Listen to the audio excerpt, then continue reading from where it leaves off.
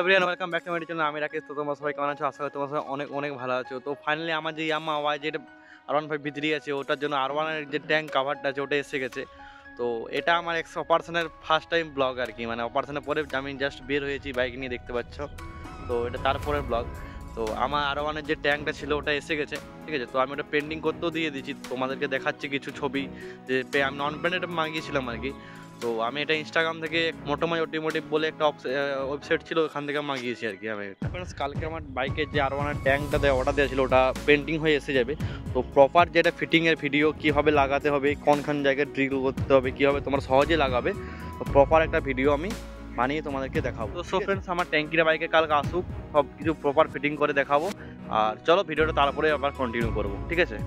So friends, আমার বাইকের যে R1 এর ট্যাঙ্কটা ছিল ওটা গ্যারেজে এসে গেছি। তো দেখতে পাচ্ছি এখন এটা আমি আনবক্সিং করছি। এই জাস্ট বাস থেকে নামলাম, বাস থেকে নামিয়ে জাস্ট গ্যারেজে নিয়ে আসলাম।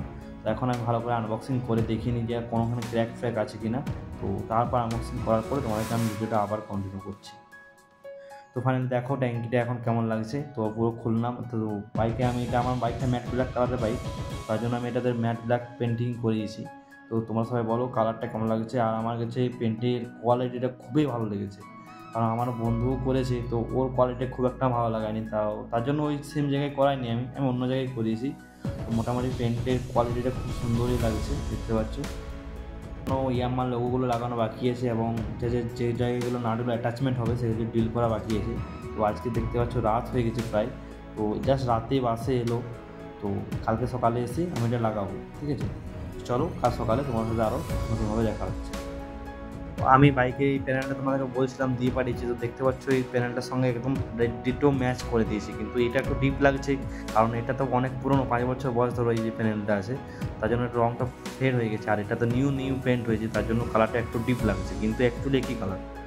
তো সকাল হয়ে গেছে, এখন এসে গেছে দেখো ট্যাঙ্ক। আমার বাইক পুরো খোলা রেডি হয়ে কমপ্লিট হয়ে গেছে। আর দেখতে পাচ্ছ ট্যাঙ্কির যে এখানে প্রচুর জল যে এখানে রাস্টিং হয়ে গেছে প্রচুর। তো আমি সিরিজ কাগজ দিয়ে করে এখন এখানটা ঘুষছি, ভালো করে পরিষ্কার করছি। তারপরে এটা ভালোভাবে ক্লিন করার পরে এটা ম্যাট ব্ল্যাক বা গ্লসি ব্ল্যাক দিয়ে করে পেন্ট করে দেবো, যাতে আর রাস্টিং ইস্যুটা না হয়। তো এটা সব কারণ ভেবেই, মানে ওই ট্যাঙ্কির যে ক্যাপটা আছে ওখানে জল যায়, তো মানে জল গিয়ে ওখানে রাস্টিং হয়ে গেছে। তো দেখতে পাচ্ছ এখন পেন্ট করাও কমপ্লিট। কেমন লাগছে আমি ভালো করে, মানে যে কাজটা আমি করি একটু ভালোভাবেই করি, ঠিক আছে। তো দেখো কেমন লাগছে ওভারঅল ফিনিশটা এখন। আমি কোনো প্রফেশনাল পেন্টার দিয়ে এটা করাইনি, কারণ নিজেই করেছি, তো একটু টুকটাক খারাপটা হবেই, ঠিক আছে। তো এটা করলাম আর ট্যাঙ্কিরে ক্লিন করাবো। আর তার সঙ্গে অনেকগুলোই কাজ করাবো বাইকটাতে, যেহেতু ট্যাঙ্ক খোলা হয়েছে, কারণ ফেয়ারিং গাড়িতে সবসময় খোলা যায় না। তো ওই বাইকটাতে ভাবছি থোড়া এটা ক্লিন করাবো, আর এই যে ট্যাঙ্কিটা ফুল ক্লিন করাবো। আর এবিএস যে এবিএস বলি সরি, ওই যে মোটরটা আছে না ইঞ্জেক্টরটাও ক্লিন করানো হবে। আর মানে যে মোটরটা আছে ওই মোটরটার যে জালিটা আছে ওই জালিটাও করে ক্লিন করাবো, আর ট্যাঙ্কিও ক্লিন করাবো। তো একবারে যখন ট্যাঙ্ক খোলা হচ্ছে মানে অনেকটাই কাজ করিয়ে নেবো। দেখতে পাচ্ছ ফাইনালি ট্যাঙ্কটা এখন বসিয়ে করে আমরা যে আরও না ট্যাঙ্কটা বসিয়ে করে মেজারমেন্ট নিয়ে নিচ্ছি যে কোনখানে ড্রিল করতে হবে। দেখো ট্যাঙ্কির এখন কেমন লাগছে। আমি জাস্ট এখন লাগানো নেই, জাস্ট একটা বসিয়ে মেজারমেন্ট নেওয়ার জন্য লাগিয়ে দেখলাম যে ঠিকঠাক কোনখানে নিতে হবে, কারণ পরে নাহলে আর ঠিকঠাক মেজারমেন্ট না নিলে এটা লাগানো সম্ভব নয়, ঠিক আছে। তো দেখো কেমন লাগছে এখন। অ্যাট দ্য এন্ড মেজারমেন্ট নেওয়া কমপ্লিট হয়ে গেছে। তো আমরা এখন একটা পাশের শপে এসে গেছি যেখানে ড্রিল মেশিন আছে। তো ড্রিল মেশিন দিয়ে করে এটা হোল করতে হবে। আর আগে ভাবছিলাম যে গরম কিছু দিয়ে করে গলিয়ে দেবো, কিন্তু এটা প্রচুর হার্ড প্লাস্টিক, কোনোভাবে কিছুতেই হচ্ছে না। তো তার জন্য লাস্ট পর্যন্ত ড্রিল মেশিনের কাছে আসতে হলো। তো দেখো এখন ড্রিল মেশিন যে ড্রিল করে সে দেখে নিচ্ছে ভালো করে কোনখানে করতে হবে, তারপর ড্রিল করে নেবো। তো আমি পুরো শর্টস নিতে পারিনি, কারণ আমাকে অনেকটা সাহায্য করতে হচ্ছে। তো দেখতে পাচ্ছ ড্রিল করছে। প্রত্যেকটা জায়গা আমরা মার্কার দিয়ে মার্ক করে নিয়ে এসেছি যে কোনখানে করতে হবে। এমনকি বাইকটাও নিয়ে এসেছি আমার সঙ্গে, যাতে একটু বসিয়েও দেখে নেওয়া যায়, ঠিক আছে। তো খুব একটা পুরো ফুল ভিডিও করতে পারলাম না, কারণ আমাকেও সাহায্য করতে হচ্ছে। তো তার মাঝে কোনো সময় ফাঁকা পেলে আমি ক্লিপ তুলছি, ঠিক আছে। তো আশা করি তোমরা এই ভিডিওর মধ্যে বুঝতে পেরে যাবে যে কীভাবে কী করতে হচ্ছে, ঠিক আছে। তো বাইকের মধ্যে লাগিয়ে করেও ড্রিল করছি, কারণ একদম প্রপার ফিনিশিং চাই আমার। অনেকের ট্যাঙ্কি লাগানোর পরে আরও ট্যাঙ্ক লাগানোর পরে একদম প্রপার একটু টেড়া মাখা হয়, ঠিক আছে, বাঙালি কথায়। তো আমার ওরকম পছন্দ হয় না, ঠিক আছে। তার জন্য একদম প্রপারভাবে আমি বাইক নিয়েও এসেছি এখানকে, ঠিক আছে। তো মোটামুটি দেখতে পাচ্ছি এখন মিস্ত্রি লাগাচ্ছে। তো এটা লাগানোর জন্য প্রচুর পরিমাণে কষ্ট হচ্ছে। এখন প্রায় 3 বার আমার ট্যাঙ্কিটা খোলা হয়ে গেল, ঠিক আছে, কারণ প্রপার ফিটিং হচ্ছে না। কারণ যখন একটু আগে পিছনে হচ্ছে তখন সিট লাগছে না, বা হ্যান্ডেল লেগে যাচ্ছে। তো এরকম করে করে অনেকবার আরও হোল বাড়িয়ে মানে প্রচুর 2-3 বার খোলাখুলি হলো। এরপরে যখন লাগিয়ে দিলাম ট্যাঙ্কিটা, ঠিক আছে, এর লাগানোর পর সিটটা আমার আর ইনস্টল হচ্ছে না, সিটটা ইনস্টল করার জন্য আরও ট্যাঙ্কি খোলা হলো। ঠিক আছে, তো বহুত ব্যাপার।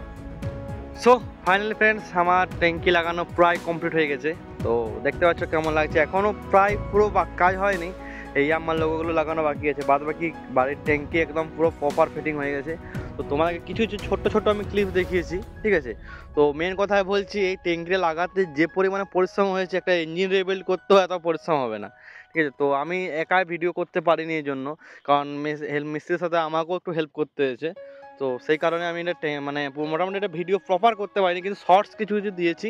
আর আশা করি তোমরা এই জিনিস ভিডিওটা দেখে বুঝতে পেরে যাবে। ফাইনালি বাইকটা কেমন লাগছে তোমরা সবাই আমাকে বলো, কমেন্টে জানাও। আর আমি একটা সিনেমেটিক্স ভিডিও বানিয়ে এর সাথে অ্যাটাচ করে দেবো, তো তোমরা দেখে নেবে। তো চলো এই ট্যাঙ্কিটা কেমন কী ব্যাপার সব কিছু তোমার ট্যাঙ্কিটা নিয়ে কিছু কথা বলি, ঠিক আছে। তো চলো তোমাকে আগে বলে দিই ট্যাঙ্কিটা আমার প্রাইস কত নিয়েছে।